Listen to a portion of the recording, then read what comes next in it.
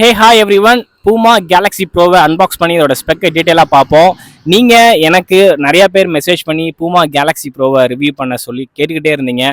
ஃபைனலாக இதை பர்ச்சேஸ் பண்ணிட்டேன். ஃப்ளிப்கார்ட்டில் தான் வாங்கினேன். 3300 ரேஞ்சுக்கு இந்த ஷூவை பர்ச்சேஸ் பண்ணேன். எனக்கு அந்த ப்ரைஸில் வாங்குறதுக்கு மனசே இல்லை. பிகாஸ் 3000க்கு வந்து A6ல ஜெல் எக்ஸைட் 10, பல்ஸ் 16, அடிடஸ்ல வந்து ஸ்விட்ச் ரன் ஃபால்கன், டுரமோ ஸ்பீட் கூட 2900க்கு லாஸ்ட் மந்த் வந்து அந்த மாதிரியான ஷூஸ்ல இருக்கும்போது ஏன் இந்த மாதிரியான ஷூ வாங்கணும்னு நினைச்சேன். But too much surprise. எனக்கு உடனே எனக்கு வந்து வாவ் 3000க்கு நல்லா பண்ணியிருக்கானேன்ற மாதிரி எனக்கு ஃபீல் வந்துருச்சு.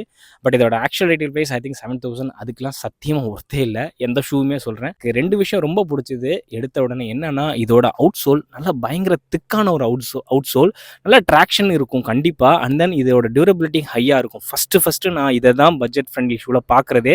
ஏன்னா பட்ஜெட் ஃப்ரெண்ட்லி ஷூஸ்ல அவுட் சோலை வந்து ரொம்ப இஷ்டத்துக்கு கொடுத்துருவாங்க, ரொம்ப மட்டமான ஒரு அவுட் சோலை கொடுத்துருவாங்க. இதை பார்த்தோன்னே எனக்கு பயங்கர இம்ப்ரெசிவ் ஆயிருச்சு.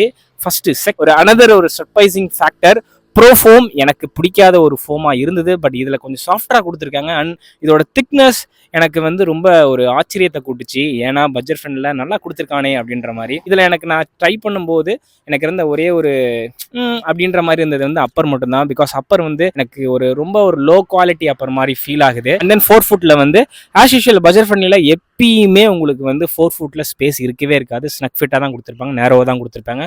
அதனால ஹாஃப் சைஸ் இன்க்ரீஸ் பண்ணிக்கோங்க, நல்லாயிருக்கும். சம்டைம் ஃபுல் சைஸ் இன்க்ரீஸ் பண்ணிடுங்க.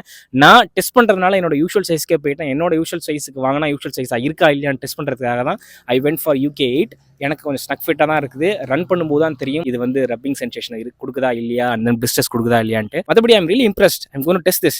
இதோட ஸ்பெக்கை பொறுத்த வரைக்கும் ஐ திங்க் என்னோட UK 8க்கு வந்து close to 300 gram. But 300 gram மாதிரி இல்லை. அண்ட் தென் ஸ்டாக் ஹைட்லாம் வந்து 30, மோர் தென் 30 வரும் ஹீலில். அண்ட் தென் 4 ஃபுட்லையும் டீசெண்டாக 20லேருந்து 25 ஸ்டாக் ஹைட் வரும், மில்லிமீட்டர் ஸ்டாக் ஹைட் வரும்.